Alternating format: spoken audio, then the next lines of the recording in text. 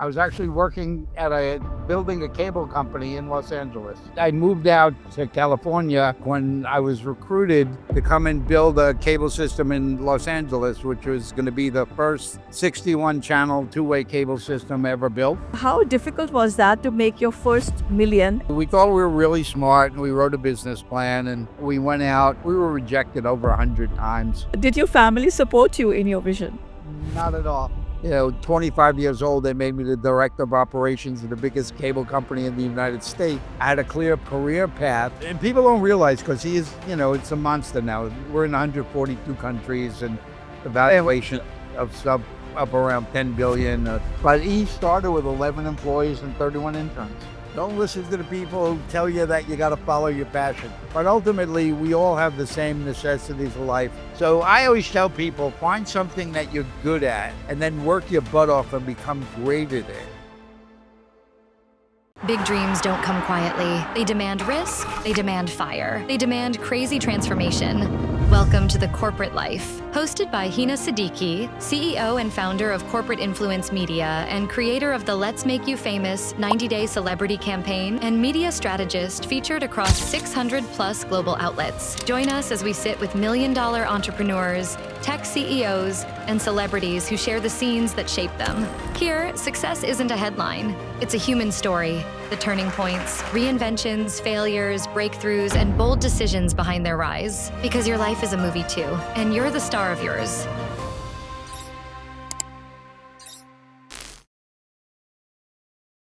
Larry, what were you chasing before E became glamorous?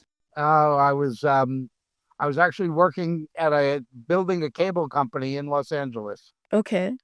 So what exactly was going on in your life at that time? Well, I moved out to California from New York when I was recruited to come and build a cable system in Los Angeles, which was going to be the first 61 channel two-way cable system ever built. Um, and they wanted everything to go underground. They didn't want things to go on telephone poles like rural cable systems. And I had been the director of operations at Manhattan Cable. And Manhattan Cable was the only big cable system that was built entirely underground. So I got recruited to come out here, and I was 30 years old, and I was put in charge of the biggest cable system built in the country. Yeah. So that was the time when cable TV was, I think, just coming up in the world. Was that the time? Well, cable was around, but it was mainly used as good reception to get better reception in rural areas. But, kind of in the late 70s, early 80s was kind of when the renaissance of cable programming networks started. That's when you saw, CNN and MTV and ESPN, and then E followed, in the mid 80s. Yeah, yeah. So you created a category. I think nothing of that sort ever existed before that. Like you got like you created that platform where celebrity culture became very obvious for people, like they just could live inside of that 24/7. So how difficult was that to make your first million in that kind of different realm? Because people did not know anything about it. You had the vision, but they did not. No, that's true. It was Alan, my partner, Alan Marufka, and I, my business partner. Um, we came up with the concept. We're saying, cable TV was sort of, we looked at it as an electronic newspaper. CNN was the headlines and ESPN was the sports, uh, and the Home Shopping Network was the ads. But what we felt was obviously missing was the second most read section in the Sunday newspaper, which was the entertainment pages. So we thought we were really smart and we wrote a business plan, and we went out and we were rejected over 100 times. Um, Everybody said, it's not a bad idea, but people don't start TV networks. You got to be a big media company. You got to be Fox. You got to be Disney. You can't just wake up and say you want to start a TV network. So it took us about 3.5 years before we raised the first 10 cents. And it was kind of an unusual story because uh, we were almost ready to give up. And we met uh, a guy on Wall Street who, when we had the meeting with him, it was kind of odd because he had like movie posters on the wall of his office, and we said, "Oh, I used to be the editor of my college newspaper, and I really love this, and I want to do it." And at that time, the going amount of money needed to start a TV network was somewhere between 60 and $100 million. Um, and after 3.5 years of raising nothing, we realized nobody was giving us that money. And this guy said, I really love it. I want to do it. And I said, great. Can you give us more like the 100 million so we could do everything that we have planned? And he went, well, no, I'm only allowed to sign for 2.5. And I said, 2.5? I said, I can't even buy the cameras for 2.5 million. But Alan and I looked at each other and said, you know what? After 3.5 years, we'll take the 2.5. We'll figure it out. So literally, he gave us $2.5 million. And I had a friend that was teaching radio, television, and film at University of Texas in Austin. And I called him up and said, Brian, do you have kids that need summer intern jobs? And he said, yeah, we had a lot of trouble placing this year. I said, great, send me all you got. So he actually sent us 31 interns from Texas. And people don't realize, because he is, it's a monster now. We're in 142 countries, and the valuation of up around 10 billion, something like that. But he started with 11 employees and 31 interns. Wow. Yeah. So how difficult was it to train intern about that, because they are not trained for the job?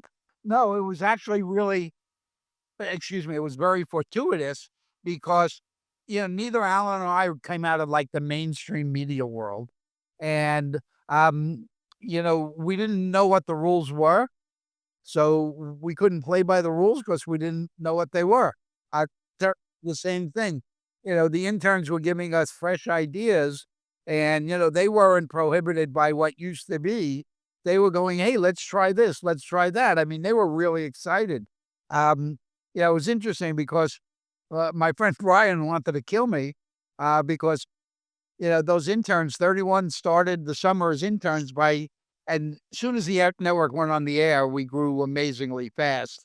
Um, by the end of the summer, half of the interns were vice presidents. That's interesting, and relate with you a little bit, because what we are doing at Corporate Influence Media is like we are working with IT CEOs and founders, and the idea is to make them industry celebrities. So this is a very new thing. I think no PR agency has done it ever in terms of that particular category. Like there are a lot of standalone articles and media coverage, but then this is a very kind of story that unfolds in the 90 days period. So I understand that there's a lot of resistance. People don't receive that idea very well because they can't see what we see, right? As we are founding something very interesting and new. Yeah, I mean, it's really odd because for us, it was very obvious.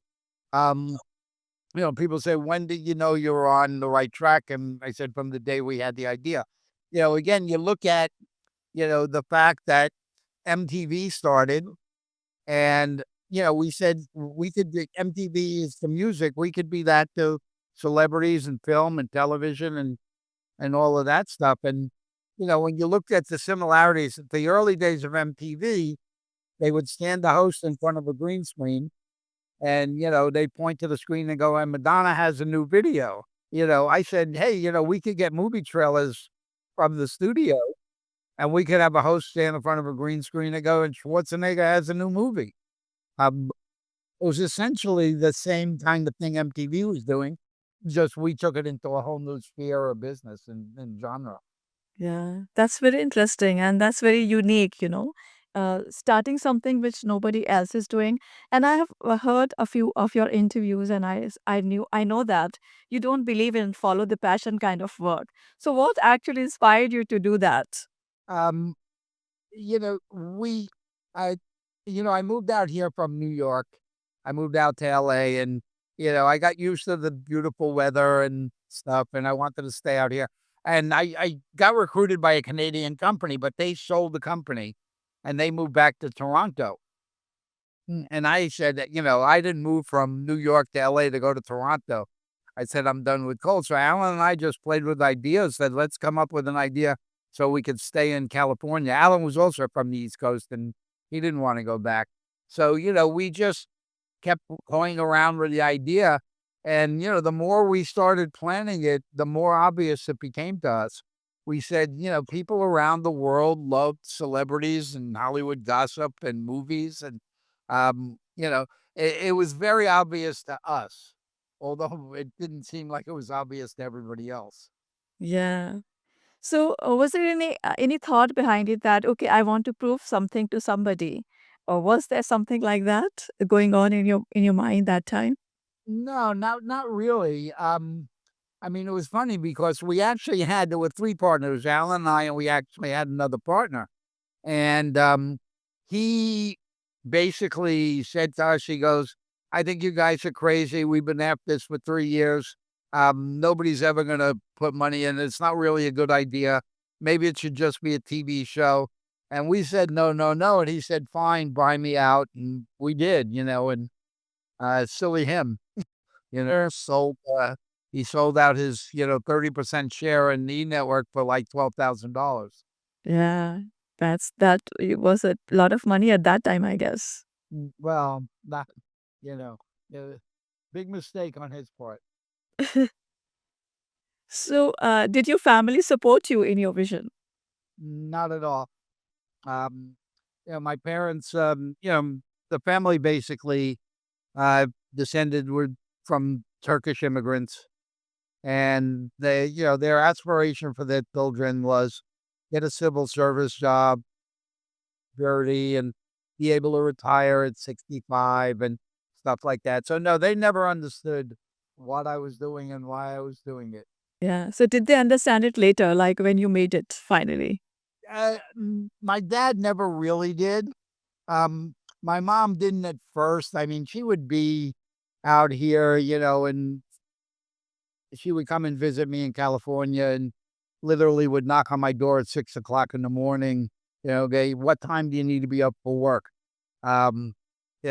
Without understanding that I really never had to be up for work if I didn't want to be. So yeah, but then when she started to meet celebrities and go to some things and stuff, and all of a sudden see that you know uh, this was her connection to the world of that she never dreamed of, then it started to sink in a little. Yeah, yeah. It changes after we actually show that, like, we have done it. Then your family starts believing in that. It happens like old school thought that do a certain kind of job and just retire at a certain age, and that's your life. Yeah, that's exactly the way the family was.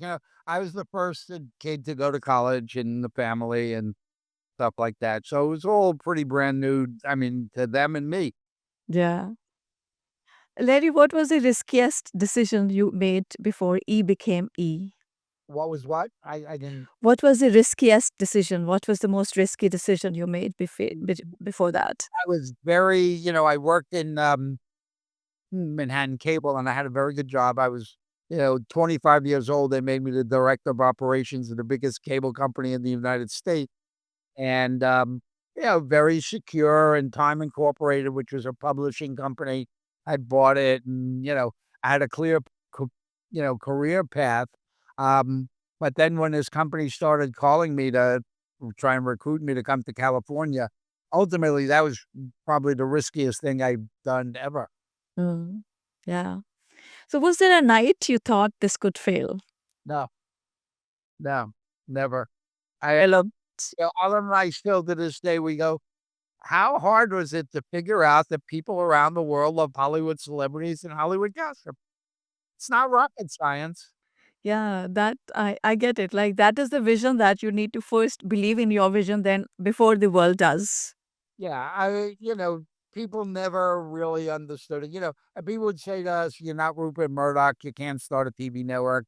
And then, then they were going, "Well, if it was such a good idea, how come Disney didn't do it?" And stuff like that. And like I say, when we started, there is an advantage sometimes of not knowing all the rules. Um, because when you look at it, we started off, we had great traction. Soon as we went on the air, people said, "Oh my God, that's what you wanted to do. You should have told us. We would have given you the money 3 years ago." And we literally grew in the first year to 14 other countries. We were the fastest growing cable network in the world. And, it was just, you know, the growth spurt was amazing. And, we literally went from the 11 employees to 1,100 employees. And Wow, that's really impressive. yeah. And then scaling your media company to $7 billion is a big deal. Like it's not, and starting something which was nobody else did that before, and that going to that level is really huge. Yeah, and I think that the latest I heard was the valuation's up around 10 billion now. Oh So wow, amazing! Congratulations. yeah, I mean, unfathomable numbers. It wasn't. We weren't thinking that we would ever grow that big, Yeah, but we just knew we were onto the right thing. And like I say, sometimes it's better not to know all the rules, because the first show that we had, real show, that broke through was called Talk Soup. And, when we told our crew, we said, we want to do a TV show that makes fun of TV shows.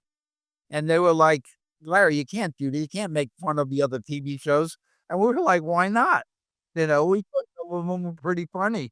And, when it went on the air, people were amazed. They go, "Oh my God, I can't believe I couldn't imagine anybody ever put something like this on television." And that show ran 26 years. wow. That's really inspiring. Like people, you are inspiring a lot of people by saying that because, I mean, anybody can do anything if they believe in their vision, right? And it takes a little bit of recipe, of course, and that recipe is never standard. Everything, like everybody has their own unique way of doing things. But then, of course, like the common thing is that vision and your belief in that vision. Absolutely. I mean, from the day we came up with the idea, when people were saying, oh my God," Al and I just looked at each other and go, this was not rocket science. It was so obvious to us. Yeah, yeah. I really love that. Larry, what surprised you most about the celebrities when you met them privately? Um, Most of them, and one of the things that really helped you a lot is we were in awe of celebrities. And, when you're Entertainment Tonight and you could give people 20 seconds on TV, you have to be very, very tight and concise in what you ask. When you have 24 hours a day, 7 days a week, we were like, we didn't care what Tom Cruise next movie was. We were like, "Tom, we want to know what you're doing with the kids this weekend." And, we dealt with celebrities as people, and they loved it. I mean, they were so welcoming of people just asking them about them as people rather than them as celebrities and stuff, that, we would get calls all the time. So, with people in town saying, "Hey, I'll be in Hollywood. Would you like me to guest host?" And we just had an amazing guest host. They would just literally come to the studios and go on air, because it was a very comfortable, nice place for them to be. And they used to talk about the things that interested them, not so much about, the next project, because when you only have 20 seconds, you got to be very pointed. But 24 hours a day, you could really delve into people in their lives. Exactly. Yeah. So, did Hollywood ever disappoint you? Back then, no. Um, now I think Hollywood has changed dramatically. And if I think, um, and not necessarily for bad or good, but, everything has got to be these big tentpole movies, the Spider-Mans and stuff like that. I like the days when we had better, smaller, independent films, and I found those more interesting and stuff. Um, but, we were some of the things we did, which really set us apart, as odd as it may seem, when we started, there were no TV networks that were headquartered in Hollywood, but yet everybody thought of Hollywood as the center of the entertainment. So when we started and we took offices in Hollywood, the city loved us and stuff. And, they would invite us to all their, Walk of Fame events and stuff like that and stuff. We celebrated the industry. We didn't, now you've got things like TMZ, which, try and find like salacious stories of someone cheating on their wife and stuff. we never really looked at that. We just really looked at celebrating celebrity for, for being people. Yeah, this is beautiful. Larry, success always asks something in return. What price did you pay? Well, I didn't spend enough time with the family that I should have. I mean, because, literally, the growth spurt was enormous and, we were working, when we first went on the air, we pulled the switch and we went live and, I went, finally, now we're on the air. Thank God. And somebody just looked at me and they said, Larry, now you got to do it 24 hours a day for the rest of your life. Um, it's hard to run a 24-hour network, because you've got to set up systems, which is very hard. You're manufacturing a product, but you're not going to see most of the product that you're manufacturing because you can't watch 24 hours a day of television. Yeah, correct. So you really had to hire very well and people that were of like mind and people that you could trust to say, hey, you're going to program 11 o'clock to 12 o'clock at night. I'm never going to see it because hopefully I can go to sleep. And just have the trust in them that they were going to be able to do the right thing. Yeah, yeah. Larry, now I would like to play a game with you, and we have started playing this game for the past few episodes, and it's like this or that. This is one of my favorite games, and I would give you two options. You just need to pick one, and this would help you understand better your personality. So, are you ready for that? Sure. Get ready for the ultimate challenge, this or that. Choose fast, trust your instincts, and let's go. Whiskey or vodka? Vodka. Neat or on the rocks? Um, what was the first one? Uh, Neat or on the rocks? First one, yeah. Not orthodox. Late nights or early mornings? Uh, late night. Mountain or ocean? Ocean. Silence or sound? Sound. Instinct or data? Instinct. Past or possibility? Possibility. Leading from the front or behind the scenes? Behind. Ambition or peace? Ambition. Great. And you were very clear about that. You played really well. And I hope that we were sitting in person and I could give you a gift hamper for this. You bet. What's next in your movie, Larry? Well, I've always had this feeling that when you really looked at Hollywood, then you looked at, 100 years ago, if you wanted to make visual entertainment, you had to come physically to Hollywood to do it. In big stages, you needed expensive equipment. But as technology kept bringing down those barriers to doing things, I always said that the Hollywood will become more of a state of mind, a level of creativity, a level of quality, and not necessarily the geographic place you had to come to. And I think that's pretty much come true. Uh, you could make, I could take my iPhone to Africa tomorrow and make a movie on my iPhone. Quite honestly, the camera in my iPhone is better than the first cameras we ever had at E. I really looked at the international markets and saying they may not be here today, but this is going to come. And that's why one of the reasons E is so widely distributed is because I really believed in foreign markets. And E today is in 142 countries. I mean, next to CNN, it's the largest cable network in the world. Um, so I've been spending time. I did a lot of stuff in Russia. I actually had a big music festival there for a whole number of years. It was a charity. We raised money for the Children's Hospital and the orphanage. I had the #1 TV show in Russia for 11 years. Not with E. Even though I was still at E, I was doing stuff, independently through, my personal company. And then I went off to China, and I still am very active in China, doing TV, film, immersive concerts. Uh, you name it, we do it in China. Interesting. So you were writing a book. Is it out? Yeah, I wrote a book actually, it's not a year yet. Um, the book is called Off Script Recipes for Success. And it's a funny book. People have been after me to write this book for the longest time because I have a lot of really crazy stories. And I always resisted saying, you know what?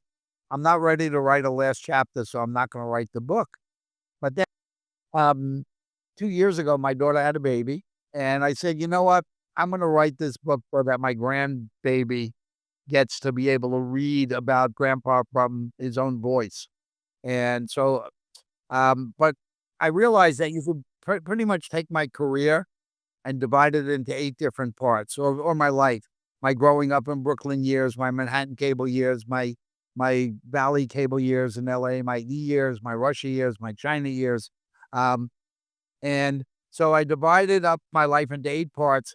And what I do is I put the stories that happened during those different times, but I match it with the recipes that inspired me during those, because I'm a dramatic wannabe chef. I've always loved, I've been cooking since I'm 12. My both parents work, so I had to learn how to cook, or, I would eat peanut butter and jelly sandwiches for dinner. And so I just made the book. So it's somewhere between a memoir and a cookbook. That's very interesting blend, memoir and the cookbook. And for somebody who isn't in the celebrity kind of business. Yeah, no, it's very, I don't know if anybody else has ever done a book quite like it. But the book opened very, very well. It hit the bestseller list very quickly. And so, it continues to do well. And, I get a lot of people who've read the book ask me to come and speak at different events. So it's been good. Great. Larry, if your life is a movie, which we believe that every life is, what is the title of your movie?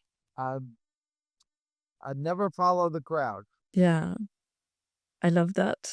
If you would need to leave the world with one message, what would that be? Um, d- don't listen to the people who tell you that you got to follow your passion. Following your passion, or really, I think a lot of people confuse their passion really for what their hobby is. Um, and their ego doesn't let them put it aside. But ultimately, we all have the same necessities of life. We got to buy food, we got to feed the kids and dress them, we got to pay the rent and stuff. So I always tell people, find something that you're good at and then work your butt off and become great at it. That'll become your passion, and that'll provide you with the financial wherewithal to be able to pursue your hobbies. Yeah. So your zone of genius, like this is where you should be, and you should build your profession around that. Absolutely. It gives you the fuel to be able to pursue the things that you really are passionate about without worrying that you're going to be out in the street next week. Yes, right. And for those who want to follow your movie, how can they connect with you? Well, you can find me on Instagram, Larry Namer TV, or at Larry Namer TV. Facebook, just Larry Namer. Um, those are the easiest ways to connect with me. Thank you for your time today. It was a very fun conversation. I really loved it. All righty. Well, thanks for having me. Take care. This is The Corporate Life. More stories, more insight, more truth. Until the next episode, stay curious. Don't forget to subscribe.